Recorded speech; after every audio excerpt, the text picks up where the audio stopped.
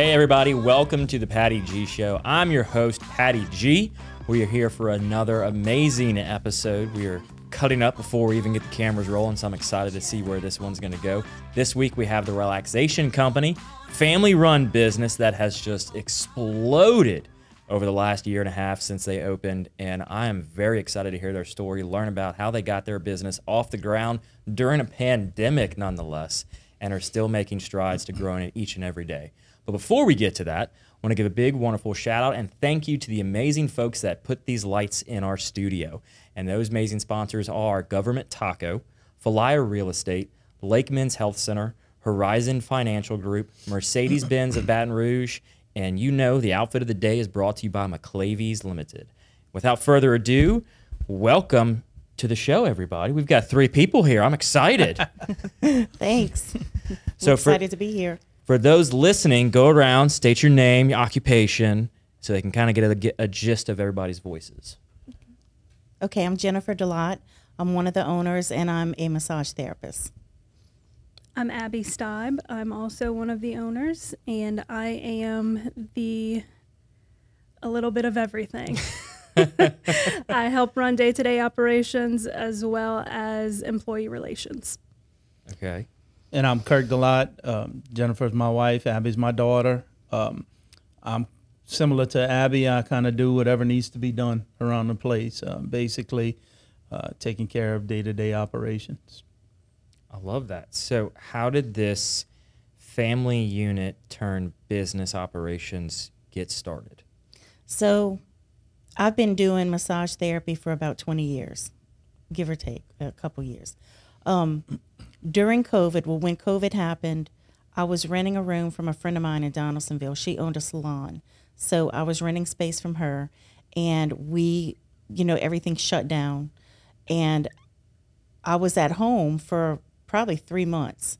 So probably in May or June, I know the property manager at the strip mall where we are, and he texted me and he said, I'm not sure what you're doing right now or if you're going to be doing massage when we can all go back to work, but there's some people in one of the suites that want to get out of their lease. And I thought about you. It was actually a massage business that was already there. So I was like, sure. And then I thought about it. How are we going to do this? So between my husband, my daughter, my parents, it took a village. But we made it happen. So what were y'all two doing at this time? I was actually a teacher and a coach for the first 6 months more than 6 months, about 9 months that we were open. I was actually in Assumption Parish teaching, so I was really nowhere near where she was at. So I wasn't involved a whole lot. And Abby was in her own career at the time. I was in human resources. I was an HR manager for a family friends company, and I left work at 3:45 every day and went to the spa. And then in, I guess, August or September of last year, I found out I was pregnant, and it was my best friend's parents that owned the company. So I went to them, I told them, and I said, look, I need to step back. And this is what I'm going to be doing. And they were more than excited. So here we are. I started full-time with TRC in November of last year, and we haven't looked back since. November of last year, okay. So basically, Jennifer, you pretty much told your family, hey, we're doing this. Yeah, pretty much. Y'all are on board. You don't get an option at this point. Well, it may have been the other way around. We told her that we were doing this, and she had to get on board. So when we first... That's a different angle. When we first opened, it was just myself and another therapist. It was just 2 of us. And I had an esthetician, too. She joined like a couple of months later. But... that's all I was looking for, was just pay my rent, make a little money. But when Abby and Kirk joined, we just like blew it up. It got really big. So now we have, how many employees do we have, y'all? About 10. Yeah, about 10 employees. 10 employees, excluding the 3 of y'all or including the 3 of y'all? Is it including us? Including. Yeah, Including. including. Yeah, but So- we're actually adding as we speak. We have some people coming on in the next week or so in different positions, but just because the holiday season, and we're planning on growing more.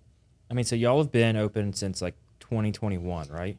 No, September of 2020. September of 2020. So in 2 years, you have more than tripled your workforce. Yes. That's incredible. And we actually moved. We're still in the same location, but we moved upstairs. We were in a smaller suite when we opened. And as we grew out of the suite. There was a dentist upstairs who he had probably half of the building upstairs belonged to him. And he moved out. So we took over his space, which is more conducive to a spa atmosphere because it's nicer, bigger treatment rooms. It's really, really pretty upstairs. I bet so. I mean, making any move in a business from one location to another is huge. But making one, I mean, how long were y'all in that first building before making the switch upstairs? Let's see, September 2020 to March of this year. March, okay. So about a year and a half, roughly. And so how much expansion was that for y'all's business? We Oh, it doubled was- the size, Yeah, we Doubled the doubled the size. size. doubled the square footage, increased the treatment rooms by 3, and then increased the workforce by almost triple. That's powerful. So did y'all have any type of like business background or No. anything coming into this? A little bit. I started out at LSU in business management and then changed to sports management, then changed again to human resources management. So I had a little bit of a business background, but not anything. I never thought that I would run a business. And I had even smaller. When I first started college back in 1993, I was in business for, I started in accounting, then I went into marketing for roughly 2.5 years. So I had a little bit of business background as far as the education side of it, but I mean, I come from parents. One was a teacher and one was a chemical plant worker who eventually went and sold insurance. So it wasn't like I was from an entrepreneurial family. Now my middle brother did at one time own a restaurant in Donaldsonville for a few years. So you know, I got to see the ins and outs of what it took to run a business and the difficulty it is to run a business. But, you know, we really didn't have any true entrepreneurial background when it comes to that. And yet here we are. Yeah. So, I mean, what were the conversations leading up to making that leap? I mean, because when you were being your own, you know, massage therapist, you were working for somebody else, you were renting a space, like were you already on your own? I was renting a space, but before that, I worked for other people. So I always wanted to do this since probably 2010. I just kept dreaming about it. And, you know, that's something I wanted, and it was never the right time, or we didn't have the money to do it, or I had a couple of people that had agreed to help, and then they backed out. So, you know, I just kind of felt like it was not going to happen, but I kept holding on to that dream. So when Todd called me and, you know, he said, we've got this space available, I talked to them, and my husband has been so supportive. So, and my daughter too. So we talked about it and we decided to go forward with it. So you kind of put this idea or this plan like on hibernation for 10 years pretty much. And so it wasn't until I guess kind of COVID made you be forced into a switch where it was like, let's revisit this, let's bring the conversations back up and see, is this feasible now? Right. That's what we did. It became a situation financially where, I mean, like the investments I had personally in my previous career, I couldn't touch those investments. But then when COVID happened, because of the different laws that Congress passed, I was able to get some of that money and invest it into us, into the business, and not into the stock market. You know, so that was a blessing for us too. The whole aspect of COVID.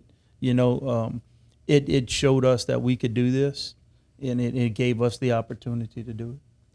So I want to kind of do a little bit more of a deep dive on that. So as a CPA, yes, I'm aware of the laws that went into effect for COVID and the early withdrawal from retirement accounts. How did that make y'all feel that it was like we're pulling out of our retirement account and basically investing in ourselves? I mean, not everybody was doing that. They were pulling it out of their retirement account to essentially live because they were being laid off or furloughed or what have you. And y'all were basically saying, no, we're not going to let anybody control our destiny here. We're going to do something and put it into ourselves. I mean, that cannot have been an easy conversation nor an easy thought or was it? Was it an easy conversation and thought process to go through for y'all? For me, it was fairly easy. I've always believed that investing in myself is a lot better than investing in the stock market and such. It's just I never had the opportunity because of my life situation. We got married at an early age, had children early, so I never could save money to start a business or get her started. I think Jen was pretty much the opposite. She's more of a, when it comes to things like that, is less risk taking and stuff like that. But it just, everything kind of came together when Todd called her or texted her about it. You know, it all happened roughly around the same time. That just things just came together. You know, it all. You know, we had many discussions, the three of us. But I think every time we looked at it, it was like, this is destiny. Everything is working in the right direction. I really felt like it was something God wanted for our family. And so that helped me because I was really nervous about him pulling out money to open this. That's very nerve-wracking. Very nervous. And then we were in this time where we didn't know what was going to happen with COVID. But I just felt like God was pulling us into this direction. Well, and at that time, were y'all even allowed to technically be open? Yes, we were allowed to be open, but not when we first started pulling money and all out. Oh, okay. We had to wait a while before we could. We signed a lease a couple months before we were even able to go back to work. Wait, what? Yes. Yeah, it's crazy. That is true. Like I was confused. Yeah. So y'all are pulling money out of the retirement accounts, signing leases for a business you couldn't legally open. Right. We had to do some painting. We had to do a lot of stuff in there. And we were fortunate. The property owners worked with us, and they understood the situation too. So, you know, it wasn't like we had to start paying on day one when we signed the lease and all. We had some leeway because they understood we couldn't open and stuff. But yeah, we that's signed. true. We signed in July, and we didn't open till September. Yep, that's correct. Yeah. I mean, but at the time, I'm trying to think back to July of when it was happening. I mean, were there even rumors that they were going to allow that stuff to go back in September? No, the governor. That was all based on what Governor Edwards was saying every week in his press conferences, and until they went into what they called it, the second phase two or whatever. Yeah, phase 2 or 3. She was not able to go back to work until phase 2, I think it was. You know, so every week we were like standing in front of the TV watching or listening to see if we would be going into phase 2. You know, but it took a while. So it was risky. It was definitely stressful for sure for all of us. And that's less risky than the stock market. I don't know. You've seen it lately. It's like a roller coaster. This is true. This is true. Right now, I'd make the bet you made 9 times out of 10.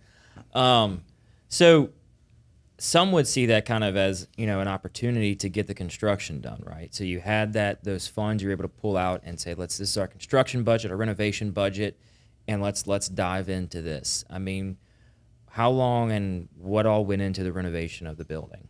It wasn't a whole lot. No, we the just had to rooms were paint already and stuff. built out. We had to paint. Front desk, we had to have a front desk made. That was pretty much it. And just buying the tables And buying the things like table, that the that we equipment. needed, the equipment and supplies that we needed. But other than that, it wasn't a whole lot. And that was part of the thing. We could not have afforded to do a complete build out had that opportunity been been given to us. We just couldn't do that. I didn't have that much saved up. I was a teacher. I mean, you know, you don't save up that much as a teacher. But it just everything fell into place. The building was perfect for us. I mean, it worked out. So in getting started, from my understanding, at least to what Kirk has informed me via email, I told you there was a set list of questions. Yes. No, I'm teasing. Everything kind of started out a little slow initially, right? Mm-hmm. So walk us through kind of day one opening your doors. I mean, how did you get the word out? What did you do to tell people we're new in town, we're open? Social media. And I already had like a big following of clients. So I let all them know what was going on. And we posted it all over Facebook. Did we do we didn't do any flyers in Pelican Point at that point, did we? No, we didn't do flyers until March of Okay. 2021. Really. All right. So social media and just getting the word out with my clients. So, and you had your own personal social media you've been leveraging over the years, or was TRC something that's always been in place? No, it was just my personal social media. Okay. Until we created the Facebook page, our business page. So in this process from all three of y'all, was there ever a point while you were going through the build out, you were going through the lease negotiations and this whole process, was there ever a point where you had a doubt to continue? Yeah, it happens every day. Still? Yeah. Yes, I mean, that was. It wasn't just us doubting; it was people around us doubting too. You know, close family doubting too. Even though they were there to support and help out. I mean, like she said, that some of our family helped out financially. I think when you look at all the factors from, you know, still being in COVID, not having a huge budget, you know, to be able to do everything that we really needed to do to open a business. You know, I mean, we had a very shoestring advertising budget when we started out. So there was no really doing advertising. We couldn't even really afford flyers, I don't think. Mm-hmm. But again, we never expected it to grow the way that we've grown it. You know, it was just going to be something for her to do, just continue to bring an income into the family. And that's, you know, we were content with that. But then the more that Abby and I got involved in the business, it was like, hey, we can really do this. We can really grow this thing, and we can really have this as our careers. So what elements of it, Abby, did you kind of pull on saying, yes, we can take this and grow it, you know, to the next level based on what your experience and your education you had? I think with my background in HR, I was able to, I guess, know the rules that we had to follow with employees, with labor laws, with OSHA standards, with safety, with insurance, even when it comes to employee benefits, because that's all things that I did at my old job. So I think that was the part that really drew me towards it, because I knew that I had all of this background knowledge and I could use that and make a difference with the small amount of employees that we had at the time and then grow it. Right. And as entrepreneurs or business owners, especially small business owners, one of the hardest things, when we had a guest on last week talk about this, where he was saying it's so challenging to hire somebody, that first employee, because as a business owner, you know, it's your baby, right? You've cultivated this concept, this idea, this product, this service over the years. I mean, for you, Jennifer, it was 20 years of you building this product and this service. And then to have your daughter tell you, hey, Mom, it's time to hire somebody. Mm-hmm. I mean, what were those conversations like when you had to tell her, look, let's bring somebody in the door? Or was it the other way around? I mean, what was that like, bringing on your first employee? Well, I knew ahead of time who I wanted. She worked at another spa, and I met her because I went and got a massage from her, and she was really good. So we stayed in touch for a couple of years. We were friends on Facebook, and I knew that I wanted her to work for me. So I texted her and I said, hey, are you still at such and such? And she said, yeah. I said, well, if your situation ever changes, let me know. I'm opening a spa at Pelican Point. And I figured she would just reply back, okay, thanks, I'll let you know. She immediately sent back, oh my God, really? What's the details? Tell me all about it. So, you know, it was pretty easy to get her on board. So you poached another employee. Yeah, I hate to say I did that, but yeah. I think that phrase, I think everybody, if they're in a situation where they're not 100% happy, they've always got that in the back of their head. Right. So all it takes is just an email from a close friend or someone they've remained in touch with over the years to say, if your situation ever changes, which, I mean, we could ultimately rephrase that to, hey, you want to come work for me? Right, right. Because in their mind, it's not the situation. I mean, the situation did change. You changed it for them by saying, I'm starting a business, you know, and so their situation has changed. And I think it's ironic hearing that phrase because in my everyday world, it's, you know, we're looking for employees, and I always tell them, hey, if your situation ever changes, but you don't think about it until you're in the shoes of the business owner making that comment to somebody, and then if you're the receiver, you're like, wait a second, my situation could change. You know, I'm not 100% satisfied with where I'm at, and yeah, I think I want to go work for them. Yep. So, and as an HR, how do you make sure that they are 100% committed? So if somebody else sends them that email, they're not jumping ship and going to them. We have had a few people leave us that were originally with us at the beginning. And that was due to several reasons. We try our best to make sure that all of our employees are taken care of. We are not a big corporation that can have all of these health benefits and retirement benefits, but we make sure that when a person is hired, even though we don't have company plans like that, we have contacts to where they can get individual policies for things. We make sure that they have all of the resources that a big company would have, and we help guide them along the way. We give them all of those resources, and they can do it all personally.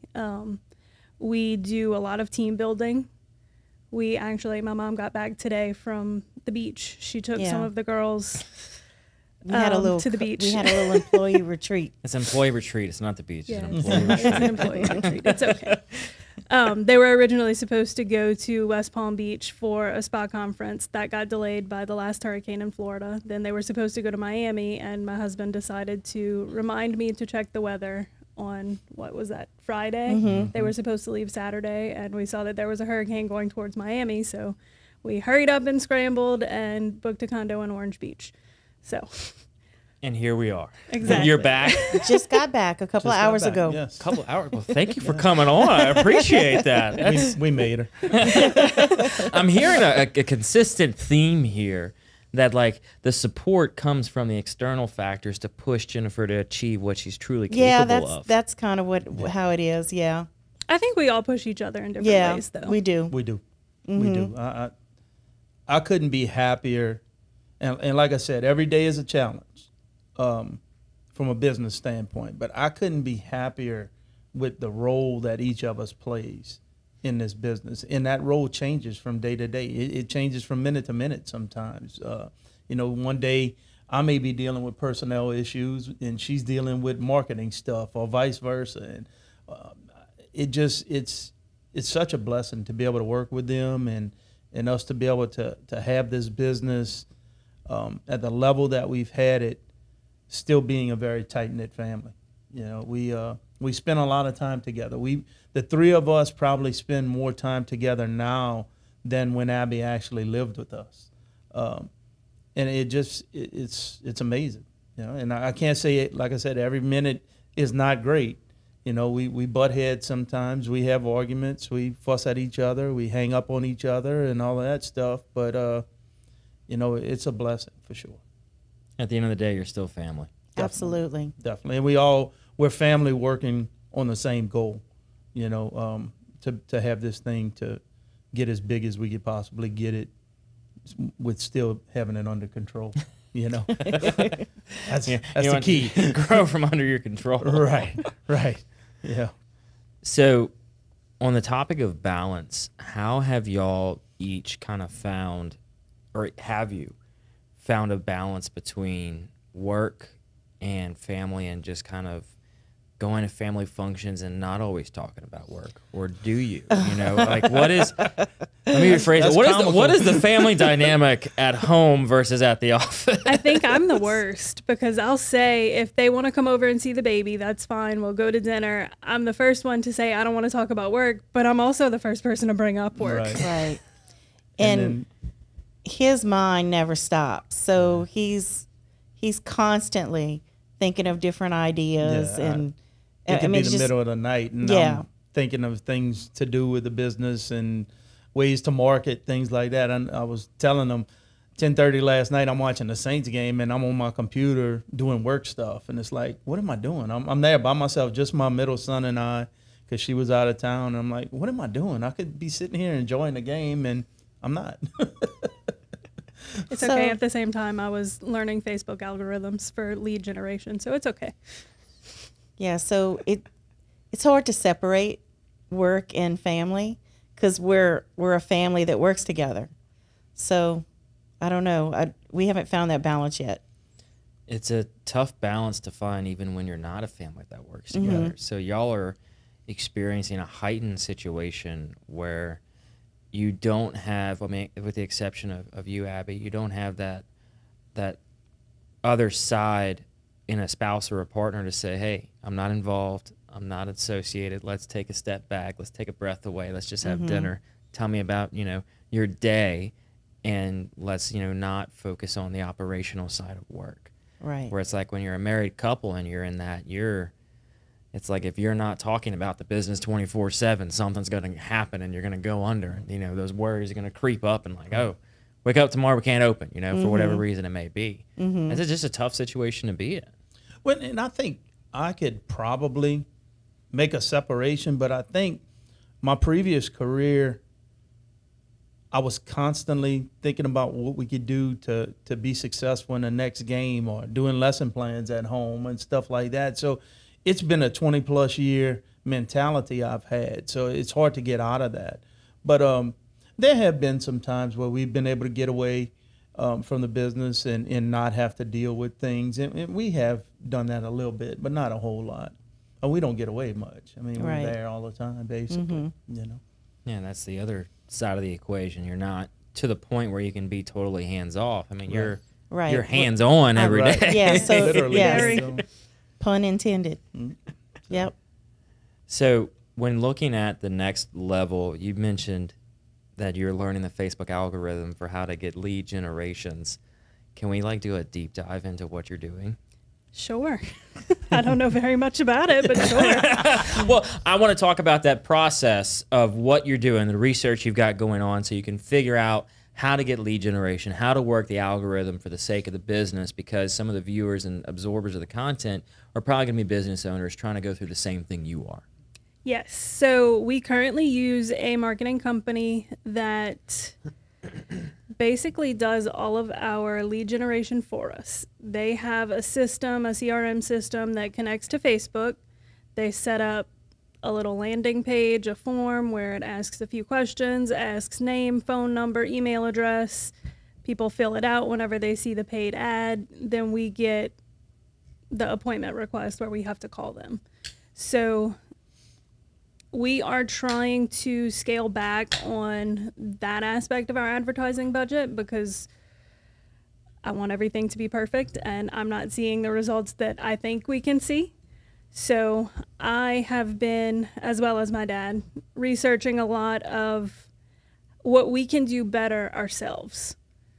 And so last night I sat on the couch after my husband was watching the Saints game, and I looked into what components of lead generation Facebook has, which we have the Facebook business dashboard. I use the planner for social media occasionally, and I never really dove into the lead generation aspect of it. Facebook basically has everything that we need. All we have to do is set up the questions and pay for the ads, which we're already paying for the ads because that's not something that our lead generation company is doing for us. So all we have to do is organic marketing in terms of pictures. We have to take pictures during services, and I know that's a little difficult to do during massages, but We can do facials, we can do cryotherapy pictures, we can do pictures of our establishment, pictures of our employees, videos, before and after pictures of cryo-slimming, cryotoning, cryofacials, and all of that is appealing to people. So when they click that ad, when they see it, they fill out the form, we get an appointment request, we book their appointment for them. So are you using a local company here? No. Okay, so we can talk about them. Yeah, I don't. A little bit. Yeah. So, I mean, from a business owner's mindset, what kind of went into that decision of using is it a lead generation ad company specifically, or is it a marketing firm? What type of company are we using here for marketing? Can you explain a little bit more? It's on a that? combination of the two. I think it is. It's a company out of Colorado. Well, that's where the owners are based. I'm not exactly sure where they based Where their the company company's out. based out of, yeah. But it kind of fit what we were looking for at the time when we began to do the cryotherapy stuff. And that's kind of what they focus on more than the massage aspect. We kind of took those things we learned from them and we started using them on the massage end and the esthetician end. But yeah, they are just a combination of a marketing / lead generation, CRM stuff. Okay. So in doing that, it becomes a decision of taking an outside house, right? So with that decision being on the table, was it an easy one to make, or was it kind of a challenging one to put marketing in someone else's hands? Again, I mean, when we talk about this from a business owner's perspective, it's your baby, right? So it's like, now let's bring in a sitter. Mm-hmm. I was very hesitant because I wanted to do it. I did social media before we did that. So I wanted to continue doing it, but I also didn't have the time to research. So I finally threw my hands up and said, okay, let's pay all of this money every month. And it was great at the beginning. And the owners of the company are great. Our account manager is amazing, but the company caters to bigger city clients. They are expecting us to make all these thousands of dollars per week based on the people and the leads that we should get, but we can't just because of the area, the demographics. I mean, it isn't working out to what they want it to be. And it's not working out to what we want it to be either. I find that not being from a smaller area like Baton Rouge, Gonzales, Prairieville, they aren't as familiar with the local businesses, the local people. I think they are trying to target higher class people, but in our business, we target middle class people. We're not going after the money, we're going after the normal people who need to relax. So I think it's something that I gave up for a long time, but it's something I want to take back because I feel like with enough research, we can make it work and we can make it better than what it was, and we can grow even more. And when we did that, when we went with that marketing firm, Abby was still working in her human resources job. So she didn't have the time that was necessary for us to be able to grow like we wanted to grow. So that's one of the reasons too. From her standpoint, it was the anxiety of not being able to do the things that she wanted to do with regards to marketing. From mine, it was the cost. It was just like, we're going to pay somebody to do this, and it was something we had to do. And I think we've learned over the last year or so that some of the things that we're paying to get done, we could do on our own. We've educated ourselves. She and I are both researchers. We research things up and down before we do something, and we've been doing enough research. We've gained enough knowledge that we feel as though we can take some of that back so we can reduce costs, number one, and put that money in other places to help grow and maybe advertise more locally. But yeah, it was a stressful thing for sure to turn that over to someone else. Yeah, and I think, Abby, you put it well. It's when you look at the time you have in a given day, we're all allotted the same amount of time and we can spend it how we choose. But when it comes down to a revenue generation standpoint, It's could your time better be spent elsewhere generating revenue or managing the revenue or managing the team that generates the revenue versus doing something in a lead generation that may not directly impact based on the time you spend versus the time spent elsewhere. And so it is a tough decision to pull that back and bring it in and say, let me do it, I can do it. And every entrepreneur and business owner faces that dilemma.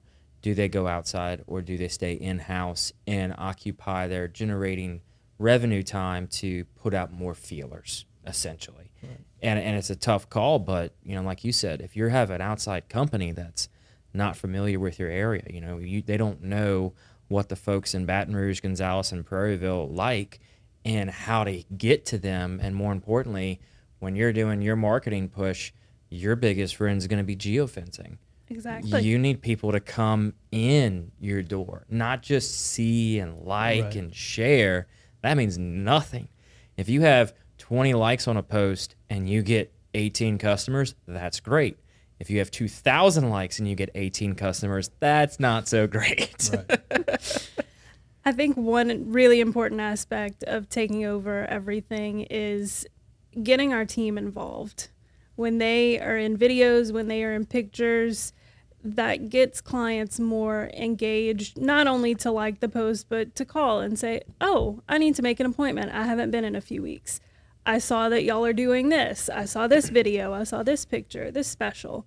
It just gets people to come in the door in case they've gotten busy with life.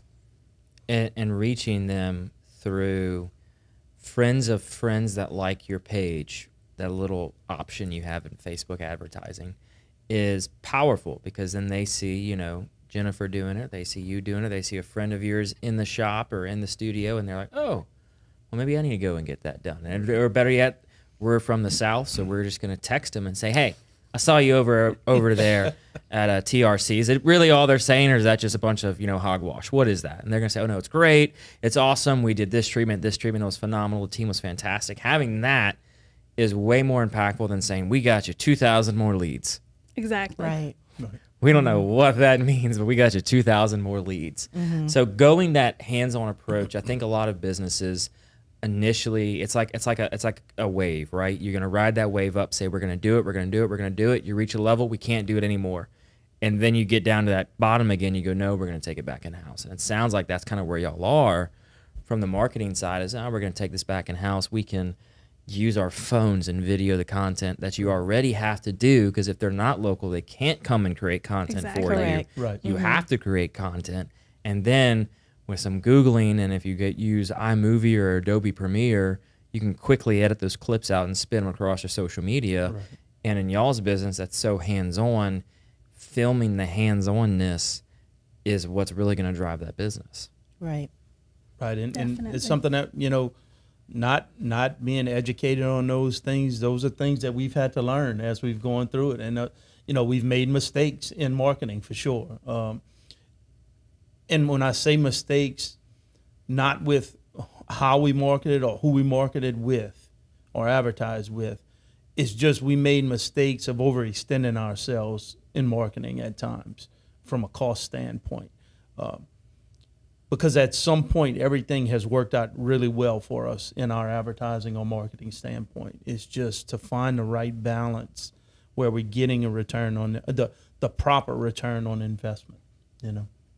Yeah, makes sense. So how does the team take it from y'all having to go in and say, hey, look, we're going to be filming this one, you know, don't mess it up, or hey, we're going to be filming this one, can we take some pictures, can we stop? What's their energy around being the focal point of the content you're creating? It varies from day to day. Yeah.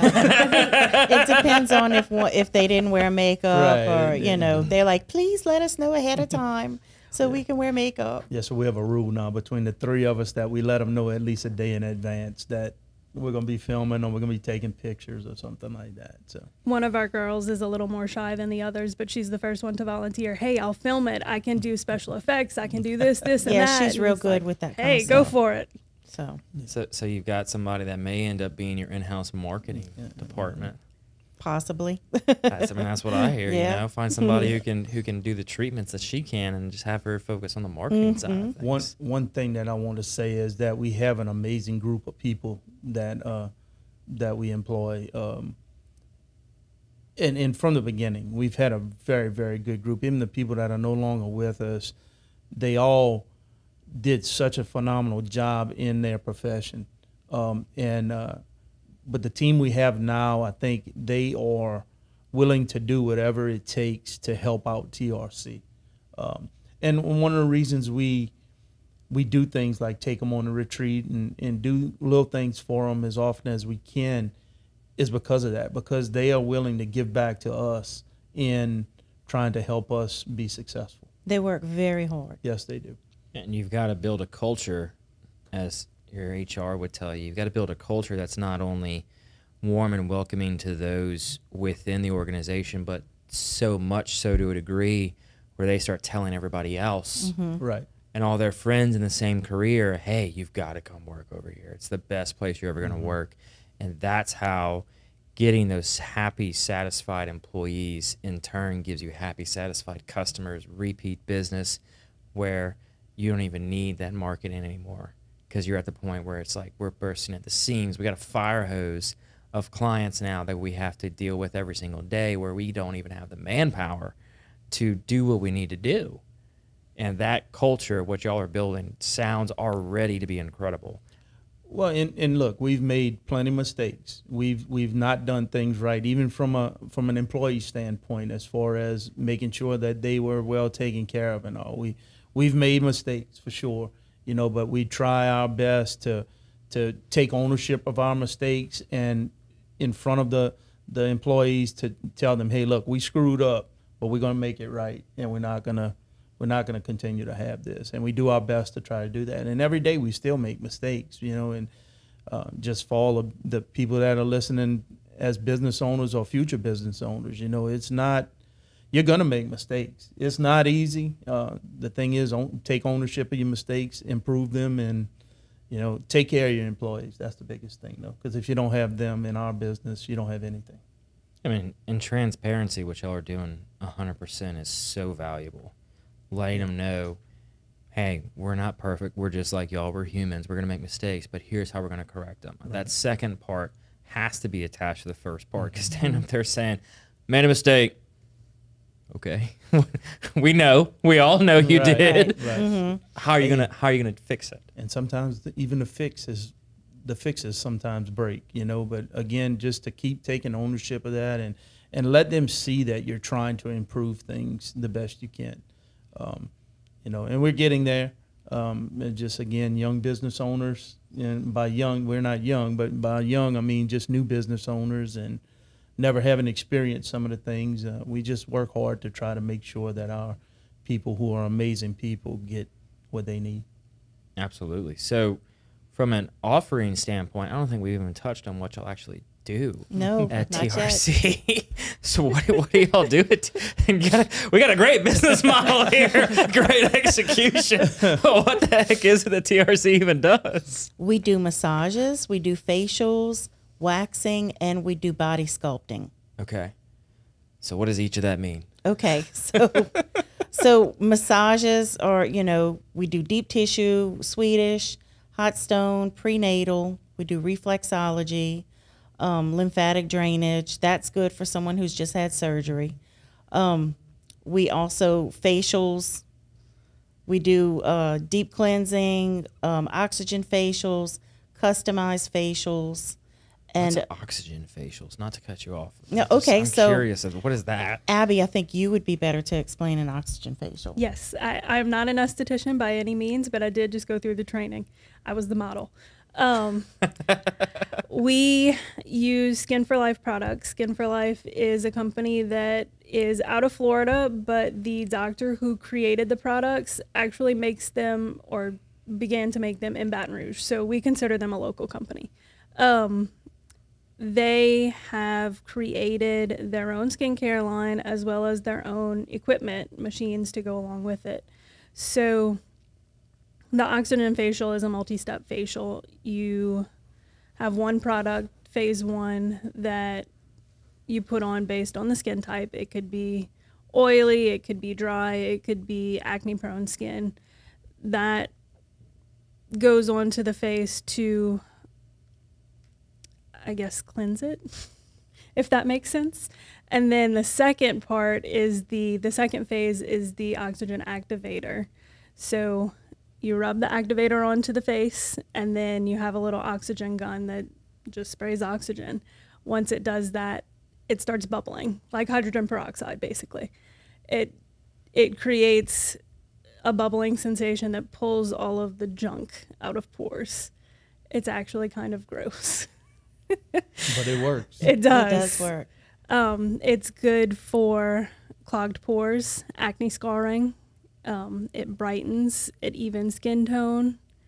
And I frequently get them because I'm famous for not wearing sunscreen with very fair skin, and the top of my forehead is like permanently burnt. So I do find that it helps even skin tone, and their products are great. So we love oxygen facials.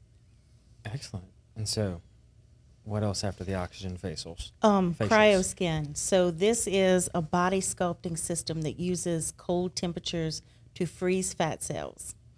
And it helps get rid of areas that no matter how hard you try, diet and exercise don't get rid of.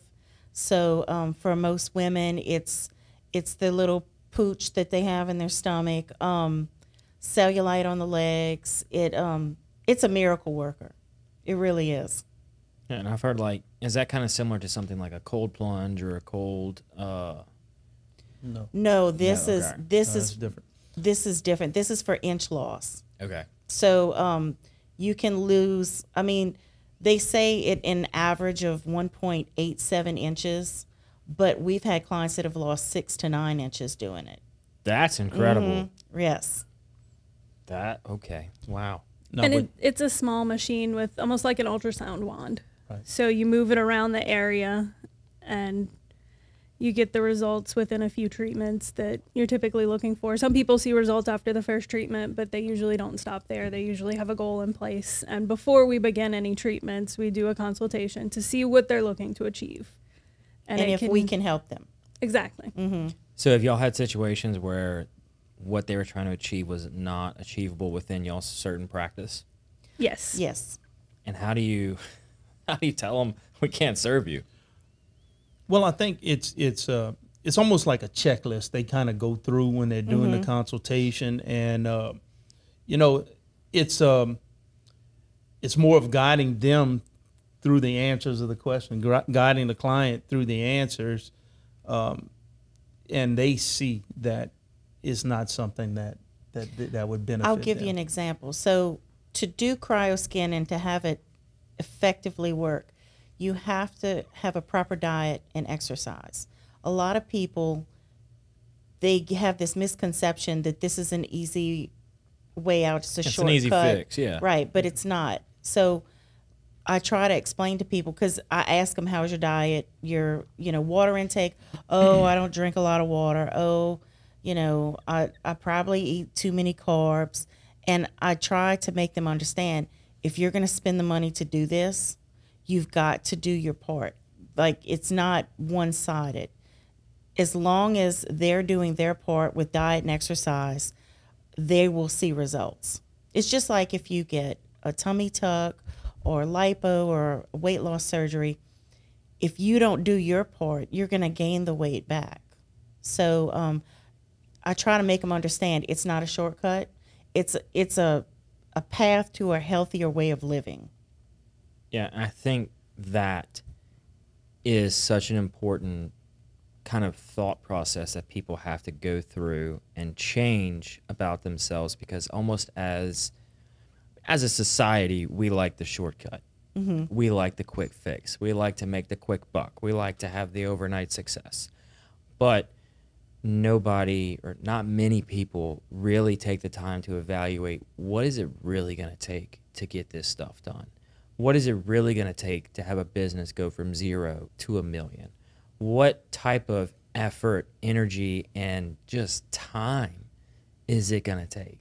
Y'all have been one of the cases that are very fortunate to have a 2 to 3 year success window get to the point where you're at, where some people will spend 10, 20 years trying to achieve the level of success that y'all have in such a short period of time. And it's not the norm, right? But we all want to believe and have this built up, you know.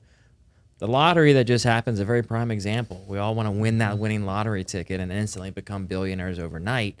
But for everyone else that buys the ticket that it doesn't happen to, it's like, okay, now what? Now that you didn't get that overnight situation where you had one treatment and you achieved your goals, or you didn't change your diet, but you're going through the treatment and you're like, why aren't I seeing the results? I said I would. Well, because you only saw and heard part of what you wanted to hear. You didn't hear the whole thing. You didn't hear the whole scenario that you had to go through, the behind the scenes that has to take place in order to achieve this. And it's like, it's from a business to a health standpoint, you can't shortcut your way into achieving what you want to achieve. Correct. And it's tough, I'm sure, to have those conversations with people. I mean, what do you even tell them at that point if they're like, oh, what do you mean I've got to change my diet? Or what do you mean I've got to do this or that to have these improvements? I mean, how do you, from a standpoint of wanting what's best for the client and the patient, have that interaction and do that little dance that they want to go about? So I tell people, you know, for this to work, you have to change your diet. Oh, well, you know, I like to drink my wine every night, or I like to do this, and I eat on the weekends. And I tell them, well, you might not have the results. If you don't modify that, you might not have the results that you're hoping to achieve. So I make sure that they understand. I also show them before and after pictures.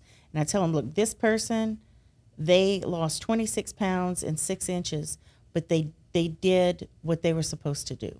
So the ones who don't want to, you know, compromise in their eating habits, they're not going to follow through. They're not going to get, you know, they're not going to buy a treatment package, because they know that if they're going to spend the money on a treatment package, but they still want to eat, you know, their results aren't going to be the same. Yeah. So they want to lose the weight from the cake, but still eat it. yeah, exactly. Exactly. So as we start to kind of wind down the show, we do have a list of questions, very short, that we ask everybody on the show. 4 very hard-hitting, very tough questions. So each of you are going to get a chance to answer these very tough questions. So we'll start with you, Abby, and work our way down. So what is something you did as a kid you wish you could still do today? Take a nap every day. Amen. Great answer. Love that answer. I'd have to say the same thing. Take a nap every day. We like to sleep. Yeah, she got that from me. I'm right there with you. Sleep is, you need your sleep, people. Like, you need it. I hate sleeping. All right, so what's your answer, Kirk? Not having bills to pay. Okay, I feel that too. Yeah, that too.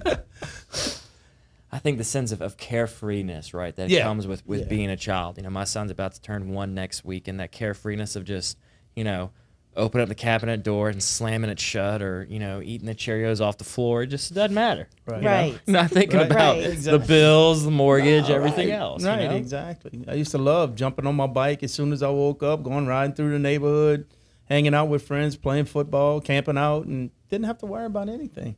You know, didn't have to worry about if I had money in my pocket. Didn't have to worry about what bills needed to be paid. Didn't really have to worry about going to work unless I wanted to, you know. But yeah, that would be mine. I love that. So, what are 3 lessons you have learned along the way? I think the most important is clear communication, full transparency, and I think supporting each other no matter what. If we have a good day, we still need to support each other. If we have a bad day, that's when we need to support each other the most.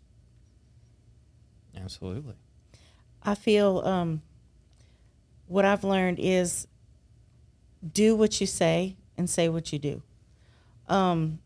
Transparency, and and just showing people that you care about them.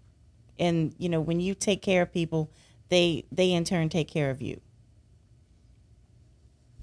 Yeah, I think my three would be kind of a summary of those. I think the most important thing is transparency, not only between us, but between us and our employees, you know, to the extent that it needs to be. They don't need to know every single thing going on in the business necessarily, but the things that affect them, they need to know about, and know about it in advance. I'm one of those people that I want to be prepared for something as opposed to having to react to it.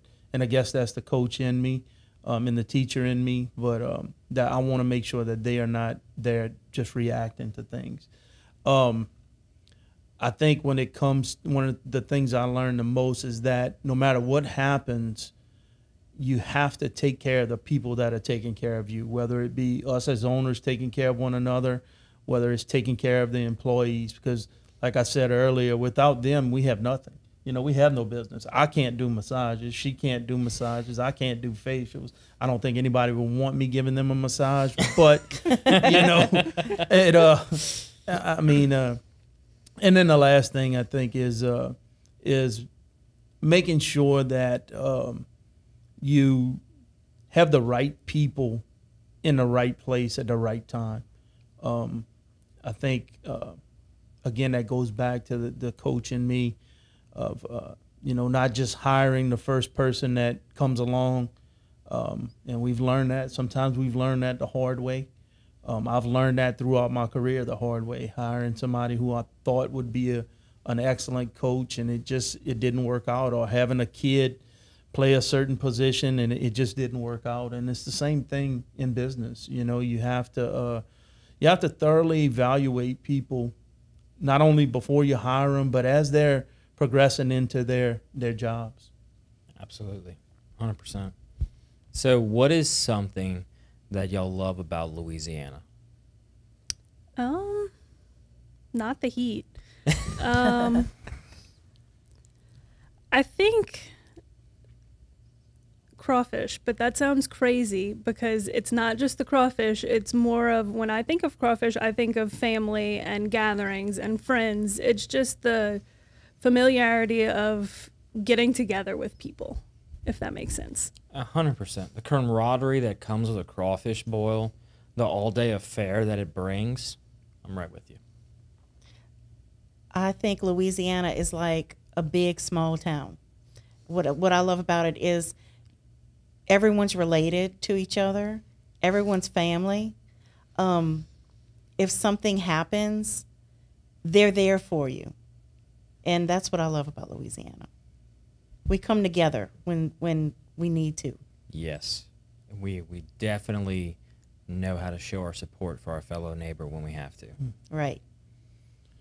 I'm a South Louisiana boy through and through, and that'll never change. I'm, with crawfish, hunting, fishing, LSU football, LSU baseball. I love everything about Louisiana, especially South Louisiana, and I wouldn't trade that for anything in the world. If I had a choice of where I could live, if I could start all over again, it would be South Louisiana. Yeah, then we have that, all those attracting factors within us that we call this place home. Yep. So for the final question, what can I do to help you?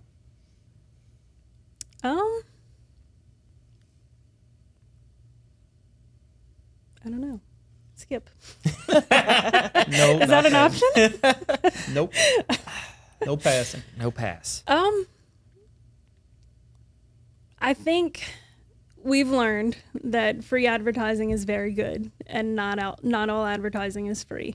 But I think getting in front of you, in front of the audience that you reach, I think that's very important to us as business owners, as small business owners, because we are telling our story to other business owners, other viewers who may have the same dream, just in a different field. It may be the same field, just to show that, you know, the importance of following your dreams. And I think that I've watched quite a few of your shows. I think that you do a great job of telling stories for people and having people tell their stories to everyone. So I think that what you're doing is great, and thank you for having us. Absolutely. You're more than welcome to come on the show. And I'm not telling the stories. It's the guests telling the stories. But you facilitate. Yeah. You do. You do a great job of it. I bring the chairs. Yeah. I'm gonna have to agree with her. Just putting us out there for our business, and then for other business owners who are having issues, or they can identify with some things that we've gone through. And I think it's really good what you do. Well, thank you. I don't plan on stopping, so I'm glad to have Awesome. y'all as a part of the story and a part of the journey. Awesome. I mean, and they said about what would benefit our business, but what I want is exactly what you're doing, is to show other business owners that, number one, it's never too late when you look at us. You know, I mean, we started this at 46 and 47 years old, after having other careers, and that it's difficult. It's not always easy, and it's every day. I mean, we've been in business 2 years now, and every day is still a challenge and still a struggle. You know, I mean, yesterday we had no clients yesterday because we had closed the doors, but she and I went into work for a good 5 or 6 hours, and you know, just to do books and just look at everything and plan stuff for the Christmas season and all that. And it's not easy, you know, and as we talked about earlier, it's not a 9-to-5 job for sure. When you're a business owner, you have to understand that you're going to be doing this a good bit at a time, you know? So, and that's the thing that I want to see you continue to do, is to just be able to help other business owners, especially those like us who this wasn't something that we ever thought we would do, you know, but the potential is there for anybody to succeed in something that they love if they listen to others. You know, we've done a great job, I think, of listening to others and trying to educate ourselves on how to do things. But what you're doing is great, and we appreciate you having us on. Well, I thank y'all for coming on. You know, it's through the stories like y'all that come on the show that is proof for everybody that if you've got a dream and you want to go after it, it can be done. You know, you're over here trying to make it like you're knocking on Graves' door, but you're not that old, man. You know, I don't know, I feel it, buddy. A lot of grays here. I mean, look, that happens. But I mean, it's true, like you said. If you're at the point in your life where you've already had a career of, you know, a certain number of years, and you feel like you can't because of your age, y'all are living proof that at your young age that you can go out and change your career path. Right. And, you know, for you and your daughter, it was a complete career change. But for your wife, you know, this was like an organic, natural thing to move into with the push and help of family to open the doors, you know. And so it's through y'all business owners that are doing what you're doing in Louisiana that it's like, why not put this out there? Right. So I appreciate y'all for doing what you do every single day and for coming on the show. I truly am grateful that y'all took y'all's time and you came back from a retreat and come and sit in a chair and talk to Yes. somebody, you know, for an Absolutely. hour about your business. That just means the world. Thank you. Well, thank you. I told you we made her. I think it was a gentle coercion. It was, y'all need to be back by 3:30. You need to be ready and dressed. But we still stopped at Buc-ee's. Good. Gotta stop at Buc-ee's. Well, thank y'all so very much. I appreciate your time and appreciate your willingness to come on the show, share your story with everybody, and I know it's going to impact, you know, the power of one. So long as one person can take it and say, hey, maybe that's something I want to do, or maybe I've been thinking about this idea of going out and taking a leap of faith.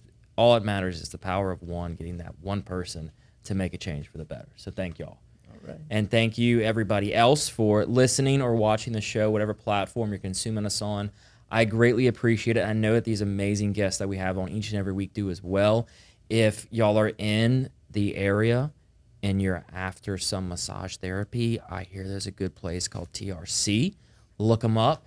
Tell them you heard about them on the Patty G Show, and they're going to make sure to take great care of you and figure out whatever it is you need. They're going to make it happen. So thank y'all so very much, and thank you to the wonderful sponsors that make the show possible each and every week. You're going to hear a little bit more about them right now. Sell your home for a $399 flat fee with Falaya. No, seriously.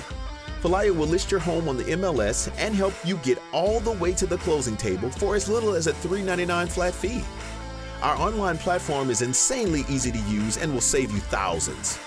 If you're thinking about selling your home in 2022 and want to keep more of your hard-earned equity in your pocket, you need to check out Falaya. Falaya, real estate reimagined. Thank you all so very much for listening to this episode of the Patty G Show, brought to you by Government Taco. They're located on the corner of Government Street and Jefferson Highway. Jay is always slinging up a new taco of the month, so if you're a frequenter to Government Taco, let us know in the comments what you thought about this month's taco of the month. If you're not a frequenter, maybe trying out this month's taco might just convert you. Big thanks over to them at Government Taco for making the Patty G Show possible. Imagine taxiing on a plane looking toward the end of the runway. It seems so far away, it's even hard to see it. And that's what the concept of retirement probably felt like when you were in your 20s, 30s, and 40s, way far in the distance, not visible or even a concern. But as you turn 50, something happens. Retirement suddenly seems like something real, something not too far away. In your 50s, you are rolling down the runway. Retirement is getting closer and closer, faster and faster, weeks and months zipping by. But are you even ready for a successful takeoff to retirement? Fear not, there's still runway left. But the time is now. Time to make progress and time to get a plan. The Runway Decade will help you get organized, get energized, and give you the direction you need to take off to your desired retirement. The Runway Decade, building a pre-retirement flight plan in your 50s. Thank you to Mercedes-Benz of Baton Rouge for making this show possible. Nick Pentis is a past guest. We love having him on. Listening to him talk about the culture they have over at Mercedes-Benz of Baton Rouge is really an incredible thing to hear. How they treat not only their employees, but every customer that walks through the door.